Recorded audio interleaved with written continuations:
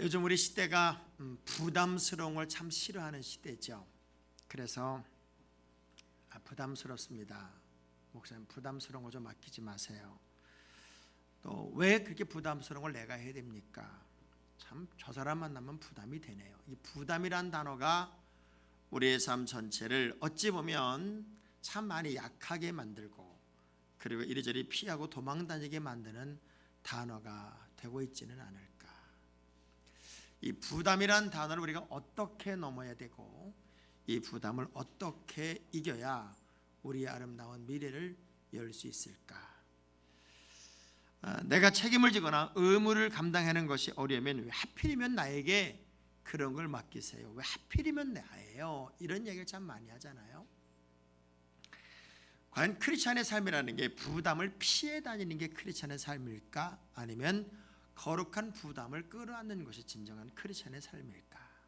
자, 제가 하나 예를 들어보게요. 예를 들어볼 테니 어떤 모습이 아름다운 모습인가 한번 느끼면서 들어보십시오. 시집간 딸에게 엄마가 전화를 걸었어요. 나다, 엄마다. 전화를 딱 받는 순간 그 딸은 울기 시작합니다. 펑펑 울면서 엄마를 걱정하게 만들어. 왜 우니? 왜 우니? 우는 이유가 이거였어요. 애가 어디가 아프지 음식을 안 먹어. 두 번째, 변기가 고장이 나서 물이 내려가질 않아요. 세 번째, 남편이 친구를 데리고 저녁에 온다는데 내가 승낙은 했는데 애가 보채고 변기가 저 모양이라 준비도 못하고 시장도 못 봤는데 이게 어떻게 하면 좋냐고. 그리고 막 우는 거예요. 그 울고 있는 딸에게 엄마가 이렇게 위로합니다. 걱정하지 마, 걱정하지 마. 야, 내가 지금 당장 변기 고치는 사람 같이 동행할 거고, 그리고 시장을 좀 필요한 것 봐서 갈 테니까 걱정하지 말고 기다려. 그런데 김서방 몇 시에 온대니? 우리 신랑은 박서방인데요. 전화를 잘못 건 거예요. 아유, 미안합니다. 제가 전화를 잘못 걸었는데. 그러니까 이 울던 딸이, 자기 친딸이라는 딸이 막 더 울면서 그래요. 안 오시려고요. 내가 어떻게 가냐고. 사실 저는 저희 어머니가 돌아가셨답니다. 그래서 엄마의 하는 순간에 너무 반가워서 우리 어머니가 돌아가셨다는 사실도 잊어버린 채 내 어려움을 엄마에게 이야기하며 너무 행복했답니다. 그 일을 딱 듣는 순간 전화를 걸은 엄마는 이렇게 말합니다. 내가 갈게.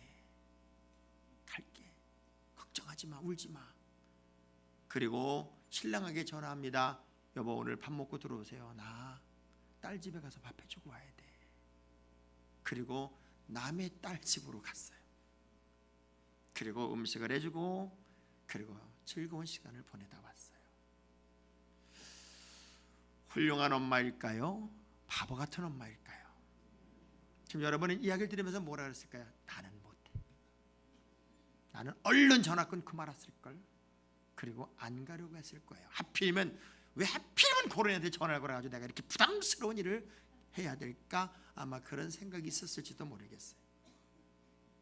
진정한 아름다움이란 거룩한 부담을 내가 끌어안는 거더라고요. 십자가는 분명히 부담스러운 거예요. 십자가는 정말 피하고 싶었던 거고, 십자가는 내가 지기 고통스러운 것이었어요. 그래서 예수님은 그 십자가가 너무 부담스러워서 십자가가 지나가기를 원해요. 그런데 누가복음 22장 42절에 이렇게 예수님이 고백을 합니다. 시작.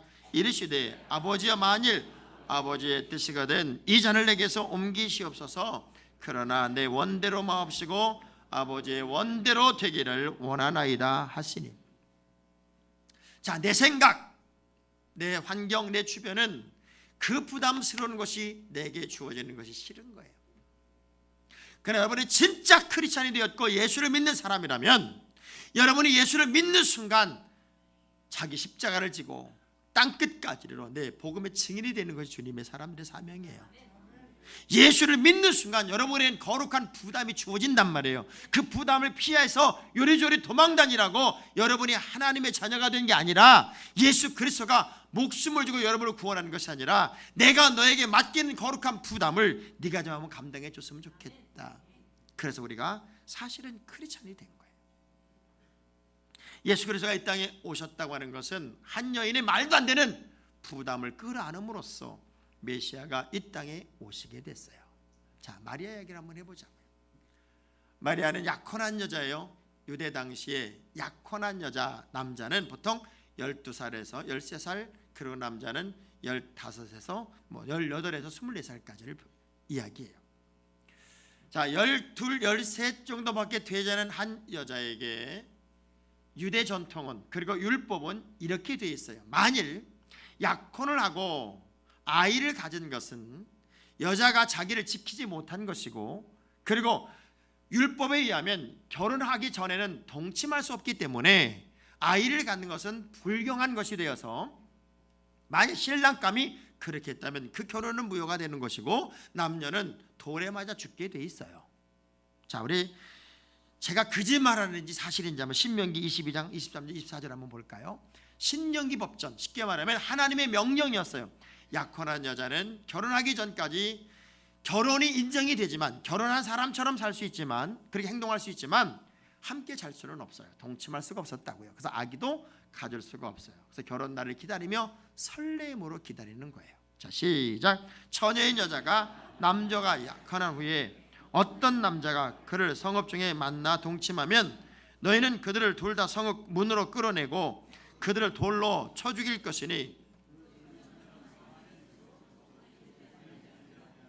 남자는 그 이웃의 아내를 욕보였습니다. 너는 이같이 하여 너희 가운데서 악을 제할지니라. 자, 이 얘기가 뭐냐면, 약혼한 여자는 결혼 전까지 자기의 순결을 지켜라.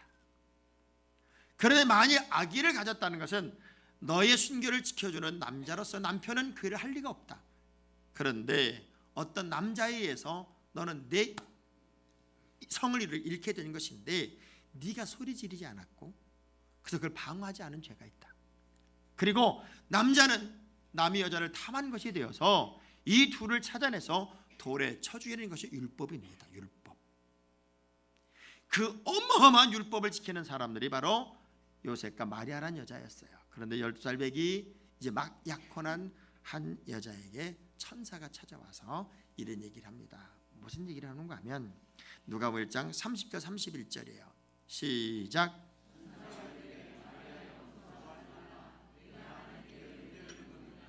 보라, 내가 잉태하여 아들을 낳으니 그 이름을, 자, 여쭤볼게요. 여러분에게 집에 있는데 천사가 딱 나타나요. 영광스러울까요? 안 영광스러울까요? 황홀할까요? 안 황홀할까요? 그런데 이렇게 말합니다. 누구에게 가서 집 팔아서 그 재산을 다 주고 오거라. 그러면 천사가 온 게 좋아요? 안 온 게 좋아요? 천사가 마리아에게 와서 하는 얘기예요. 이제 너는 처녀로서 아기를 갖게 될 것인데 그 아기가 곧 메시아다. 굉장히 좋은 얘기인데 너무도 어렵고 힘든 부담의 이야기예요. 첫째, 신랑에게는 버림받아야 돼요. 둘째, 부모에게는 쫓겨나야 돼요. 셋째, 세상 사람들이 이 사실을 알면 돌에 맞아 죽어야 돼요. 그야말로 말도 안 되는 그 질문, 그 요청에 마리아는 당황할 수밖에 없었을 거예요. 인생 이렇게 사는 사람 있죠. 뭐 인생이 다 그런 거지 뭐, 이렇게 살다 가면 그만이지, 이렇게 말하는 사람이 있어요. 정말 인생이 그런 걸까요? 인생은 다 이런 거야, 그냥 살다 가면 되는 거야, 이렇게 말하는 게 인생일까요? 아니요. 인생이라는 것은 여러분이 이 세상에 응이하고 태어난 순간부터 여러분의 모든 삶이 매일 새로워지는 게 인생이에요. 단 한 번도 겪어본 삶을 사는 것이 아닌 늘 새로움을 향해 도전하는 게 인생이란 말이에요. 그런데 그 새로움에 대하여 도전하는데 내가 너무 부담스러운 거예요. 그걸 감당하기에는 너무 힘든 거예요. 너무 어려운 거예요. 너무 고통스러운 거예요. 요즘 인터넷에 페이스북에 이런저런 소리 막 떠돌아다니는데, 교회에서 의무 감당하는 건 이런저런 얘기, 왜 힘들게 어렵게 예수 믿냐는 거예요. 쉽고 편하게 예수 믿으라는 거예요. 그런데 예수를 믿는다는 것 자체가 십자가예요. 근데 이 거룩한 부담을 내가 짊어지지 않으면 가장 위대한 역사의 주인공이 될 수 없다는 거죠. 그래서 마리아가 예수님에게, 천사들에게 이렇게 말합니다. 나는 내가 아니고 날아가는 존재가 하나님에 속한 존재라면 나는 주님의 지체로서 순종하겠습니다. 그런데 그런 마음이 왜 없겠어요? 왜 하필이면 납니까? 그게 수많은 사람들 중에, 이 땅의 수많은 여인들 중에 왜 하필이면 나냐고요? 왜 내가 그 일을 해야 되냐고요? 내가 왜 그 어려움을 감수해야 되냐고요? 왜 내가 그것을 끌어안아야 되냐고요? 왜 하필이면 나냐고요? 이 볼멘소리를 왜 하지 않겠습니까? 그런데 그렇게 순종할 때 이 여자의 마음속에 이런 마음이 있었을 거예요. 첫째, 내가 수긍하면서 나의 부딪힐 고난을 나는 감수하겠습니다. 하나님의 일이고 하나님의 명령이고 하나님의 뜻이고 하나님이 원하는 일이기에 인간적인 모든 것으로는 내가 감당할 수 없지만 하나님이 원하시기에 나는 이제 앞으로 나에게 부닥칠 수많은 고난과 역경을 내가 감수하겠습니다. 요즘 우리 20, 30대 청년들을 세대를 삼포 세대다 이런 얘기예요. 삼포. 이 삼포 세대가 뭔가 봤더니 취업 포기, 결혼 포기, 출산 포기. 이제 편하게, 편리하게, 쉽게 살겠다는 거죠. 취업도 그냥 부모님 잘 살면 직장 안 다니고 얻어먹고 살겠다는 거고, 그리고 결혼도 아유 뭐 힘들게 결혼해서 내가 남자 밑에서 무슨 밥 해주고, 거기에 더 기가 막힌 건 출산 포기, 애기 낳지 않고 살겠다는 거예요. 점점 세대가 부담을 싫어하는 세대가 됐어요. 마리아의 승낙과 함께 그는 엄청난 인생의 파도와 싸워야만 했어요. 요셉이 사실 알았을 땐 이 세상에 알려지기만 해도 내가 약혼한 저 여자가 죽는다는 걸 알았기 때문에 요셉은 조용히 끊어주려고 그랬어요. 조용히. 자신의 일시상의 어떤 고통, 어떤 풍랑보다도 마리아가 하나님의 말씀에 순종하는 순간은 이제 그야말로 끝장난 판과 같이 만들어지는 거였어요. 만약 우리가 하나님의 거룩한 일에 내가 사용되는 자긍심이 없다면, 여러분이 재단에서 교회에서 크든 작든 어떤 사명을 맡길 때 그 사명에 감사할 사람이 누가 있겠냐고요. 저는 이런저런 이야기를 들으면서 참 마음이 아파요. 나 안 할래. 마치 안 하는 것이 당연한 것이고 안 하는 것이 그저 내가 나를 표현하는 것이라고 착각하고 있단 말이에요. 그런데 거룩한 부담을 여러분이 감당할 수 있다는 것은 내가 부닥치는 수많은 아픔도 이길 수 있겠다는 믿음을 갖는 사람들의 이야기예요.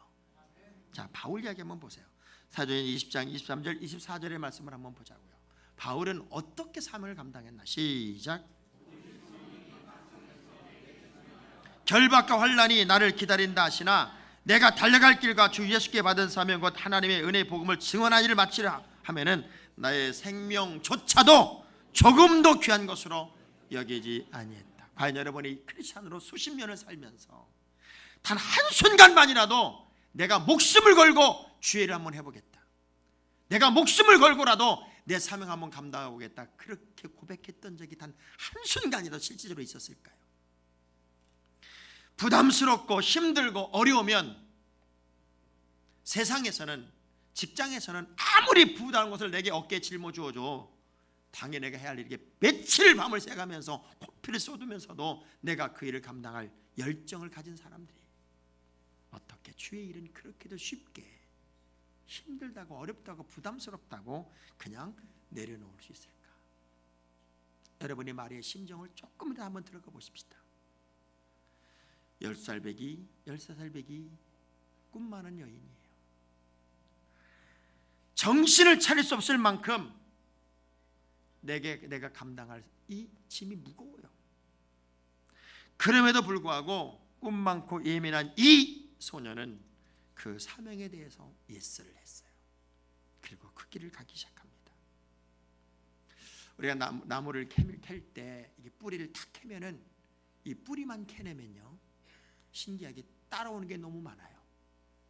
나무도 따라오고 줄기도 따라오고 잎새도 따라오고 그 잎새에 열매도 있다면 열매까지 따라오는 거더라고요. 뿌리를 캐내면 다 따라오는 거더라고요. 우리의 신앙생활에서 정말 뿌리 신앙이 필요하다. 뿌리 신앙. 얕은 신앙 말고 뿌리 신앙. 과연 근본적으로 내가 어떻게 구원받았고 내가 왜 살아야 되고 내가 무엇이고 어떤 존재인가에 대한 뿌리 신앙이 여러분에게 있다면 이 모든 것을 더해준다고 하신 하나님의 약속의 말씀이 여러분에게 유효하지 않을까요? 그렇게 엄청나게 어려운 부담을 끌어안고 있는 마리아는 사실 이제 믿을 건 하나님 한 군데밖에 없어요. 하나님 한 분밖에 없다고요. 왜? 세상 모든 것은 나에 대해서 이제 적대적이 될 수밖에 없어요. 그래서 거룩한 부담을 내가 끌어안는 사람들에게는 이런 희망이 필요해요. 하나님의 인도를 믿어야 돼요. 따라합시다. 나는, 나의 가정은, 내 인생은, 우리 사업은 하나님이 인도할 거야. 하나님이 인도할 거야. 내 시간에 쫓기고 그냥 예배도 한 시간 제대로 온전히 못 드리고 들락날락거리고 예배 빠지기를 수없이 했던 한 사람이 준비되지 않은 채 죽었어요. 그래서 주님 앞에 섰어요. 이제 심판대에서 천국 지옥을 가려는데 자기를 향해 지옥 그러는 거예요. 아니 내가 교회 집사였어요. 내가 교회는 한 번도 안 빠지고요. 예배를 정식으로는 제대로 못 드렸지만 예배는 드렸는데 왜 내가 지옥이에요? 내가 좀 바빠서 좀 그러긴 했어도 지옥 가면 안 되죠. 내가 그래도 예수님 믿었는데 한만 뒤져봐도 이름이 없다는 거예요. 그러면서 당신인지 모르겠다. 당신을 지금 천국에 넣을까 말까 고민하다가 내가 바빠서 이름을 누락했는데 이름이 누락돼서 지옥 가야 돼. 어쩔 수가 없어. 나도 바빠서 못 썼거든. 옆 사람한테 물어봐요. 당신 엄청 바쁘십니까? 물어보세요. 소망은 사람을 살게 하는 힘이 됩니다. 마리아와 천사의 만남은 세상적인 기준으로 보면은 망하는 만남이었고 하나님의 기준으로 보면은 흥하는 만남이었어요. 믿음이 없이는 감당할 수도 없고 상식선에서 사람의 노력으로는 이길 수도 없는 그 사명이 바로 마리아의 부담이었다고요. 근데 놀라운 건요, 하나님이 다 준비하셨더라고요. 이러지도 저러지도 못하는 마리아는 도망갔어요. 어디로? 엘리사벳에게로. 세례 요한의 어머니 엘리사벳이 있는 데로 도망을 갔다고요. 그래서 3개월을 살아요. 그 거리가 160km예요. 160km. 꽤나 먼 거리예요. 160km면 여기서 한 대전쯤 될까요? 그런데 거기를 갔더니 엘리사벳이 마리아를 보는 순간 너 미쳤어 이럴 줄 알았더니 그걸 안아주고 위로해주고 성령으로 잉태한 나도 그랬거든. 나도 그랬어. 나도 날 수 없었거든. 나도 날 수 없었는데 하나님이 이 늙은이에게 아기를 갖게 해줬단다. 그러면서 위로하고 격려하고 도와주고 또 하나님이 요셉에게 꿈으로 나타나셔서 내 아내 데려오기를 무서워하지 마라. 모든 환경을 하나님이 만들어 주시더란 말이에요. 여러분이 정말 하나님의 영광을 위해서 거룩한 부담을 끌어안는다면 그때부터 여러분의 책임은 하나님이 지지 않겠습니까? 그 거룩한 도전이 우리에게는 필요하다는 거예요. 에스더가 기도하고 죽으면 죽으라는 일사각오를 가지고 나아갈 때 하나님이 그를 위로하고 엘리야가 탈진해서 더 이상 살 의욕이 없습니다 할 때 하나님이 직접 가셔서 그를 위로해주고 일으켜주시고 정말 이미 어떻게 할 수 없는 환경에서 하나님의 뜻이기 때문에 내가 그것을 붙잡은 그 순간부터 하나님은 이 마리아를 인도해 주시고 이끌어 주시고 길을 열어주더란 말이에요. 저는 갈렙 이야기를 보다가 정말 달랐나 보다. 이 땅에 수많은 사람들이 있어요. 그런데 갈렙 이야기를 하면서 우리 하나님이 그래요. 갈렙은 그들과 달라서 이렇게. 자, 한번 읽어볼까요? 민수기 14장 24절의 말씀입니다. 시작. 그러나 내 종 갈렙은 그 마음이 그들과 달라서 나를 온전히 따랐은즉 그가 갔던 땅으로 내가 그를 인도하여 드리니 그의 자손이 그 땅을 아멘. 자, 그 중요한 얘기 중에 그러나 내 종 갈렙은 그 마음이 그들과 달라서 그들과 달랐대. 저는 달라야 된다고 생각해요. 여러분은 정말 달라야 된다고 생각해요. 자, 앞으로의 우리 미래를 봅시다. 우리 어머니 세대는 가난하고 어렵고 힘들어도 버스 차 안 타고도 10리길을 걸어서 교회를 다녔어요. 그 추운 날에 온몸을 꽁꽁 얼려가며 예배당 난방도 되지 않은 곳에서 하나님께 기도하고, 쌀 한 털 한 털 없는 살림에 성미를 뜬다고 숟가락으로 성미를 떠서 자녀들을 위해 밥을 하며 기도하고,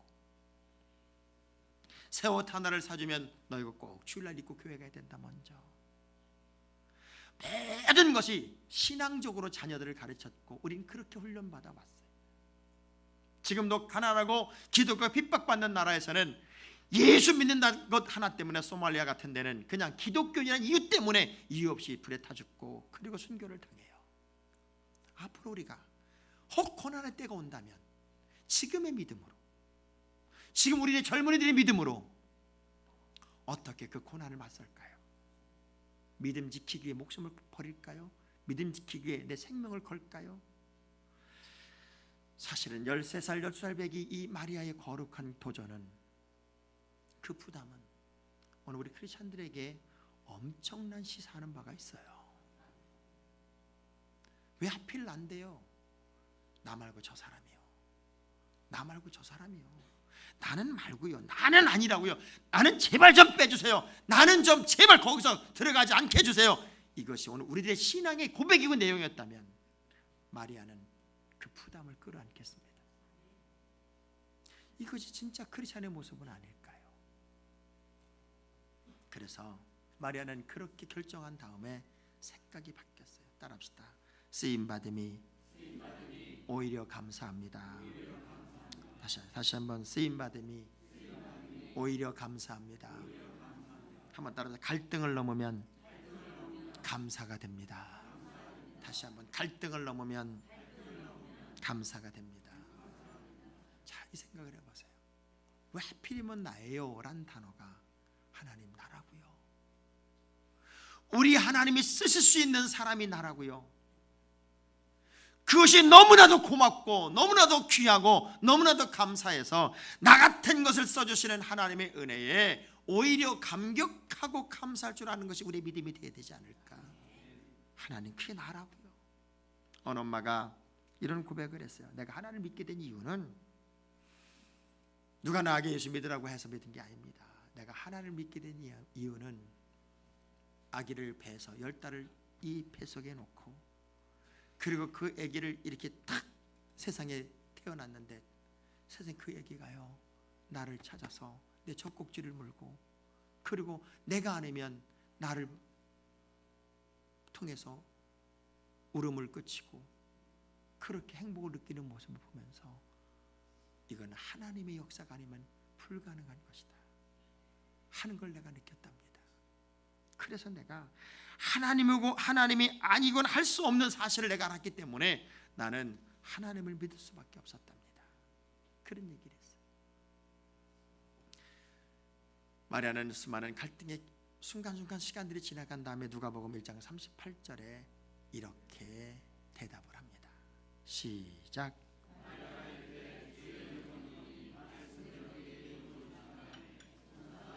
아마 천사는 마리아가 나 못해요, 그 말이 되는 얘기를 해야죠, 어떡하라고요, 별의별 이야기를 다 할 것을 대비해서 아마 설득할 준비를 하고 왔을 수도 있어요.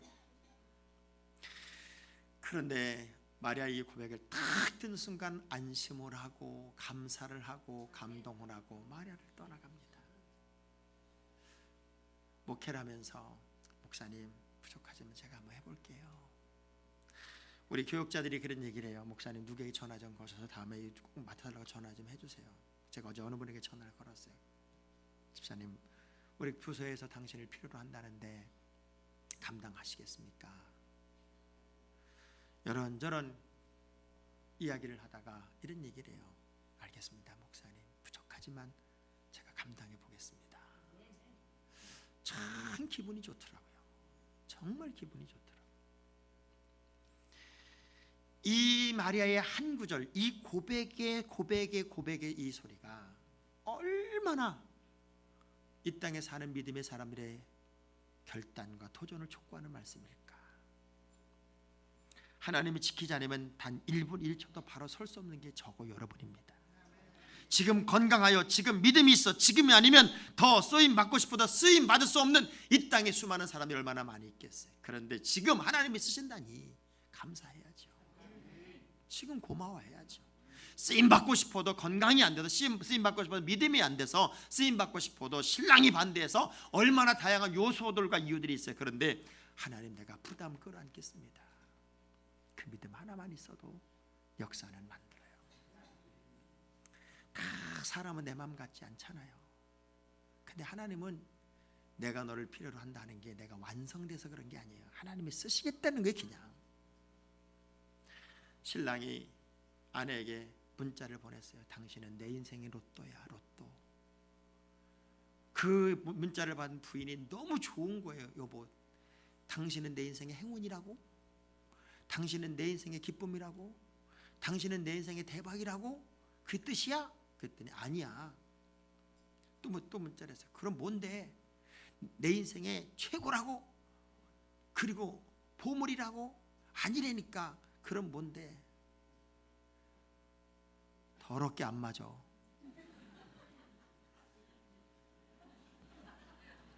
로또 더럽게 안 맞잖아요. 그래서 당신은 로또라는 거예요. 나하고 당신하고 너무 안 맞아서.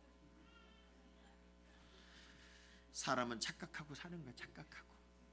옆 사람 쳐다보면서 혹시 로또 아니십니까? 물어보세요. 너무 안 맞네. 너무 안 맞네. 혹시 하나님이 여러분 볼 때 로또가 아닌지 모르겠습니다. 자, 왜 하나님이 마리아와 요셉을 썼을까요? 성경 보면 아브라함, 이삭, 야곱, 요셉으로 이렇게 족장 세대가 이어집니다. 그리고 요셉에서 끝나면서 요셉은 두 아들이 있었어요. 에브라임과 므낫세 두 아들이 있었어요. 그러면 에브라임, 므낫세 지파에서 또 족장들이 나오거나 축복이 연결됐어야만 됐어요. 그런데 신기하게도 시편 78편 67절 68절 두 절의 말씀을 보면 또 요셉의 장막을 버리시며 에브라임 지파를 택하지 아니하시고 오직 유다 지파와 그가 사랑하시는 시온산을 택하셨다. 하나님이 요셉 지파를 어느 순간에 끊어버렸어요. 왜? 에브라임에서 여로보암이 나왔어요. 여로보암. 그리고 므낫세는 성전과 멀리 떨어진 므낫세 지파가 만들어지고 그래서 성전을 자꾸 가까이 하질 않는 거예요. 그래서 하나님이 새로운 축복의 전통자를 만들어야 되는데 그 유다 지파가 된 거예요. 유다. 그 유다 지파에서 예수님이 오신 것이고 유다 지파에서 마리아가 태어난 것이고 유다 지파에서 요셉이 태어난 거예요. 어찌 보면 우리 하나님은 가장 전통적인 믿음의 가문을 통해 하나님의 일을 감당하고 싶다는 거죠. 여러분이 지금 하나님의 사람으로 쓰임 받고 있다면 우리 하나님이 여러분의 가장 정통성을 인정하고 있다는 거예요. 그 소중한 것들을 왜 자꾸 피하고 숨으려고 할까요? 주님의 계집 중요합니다. 주님의 뜻대로 해주세요.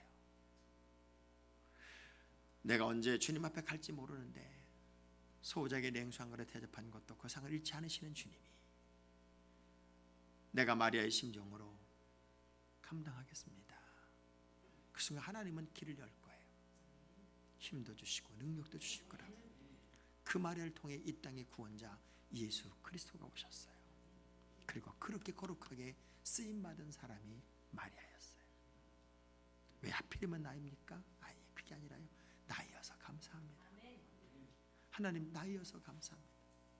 따라합시다. 나 같은 걸 불러주시고 나 같은 걸 세워주시고 나 같은 걸 써주셔서 고맙습니다. 그것이 여러분의 고백이 되고 간증이 되기를 주의 이름으로 축원합니다. 우리 찬양하고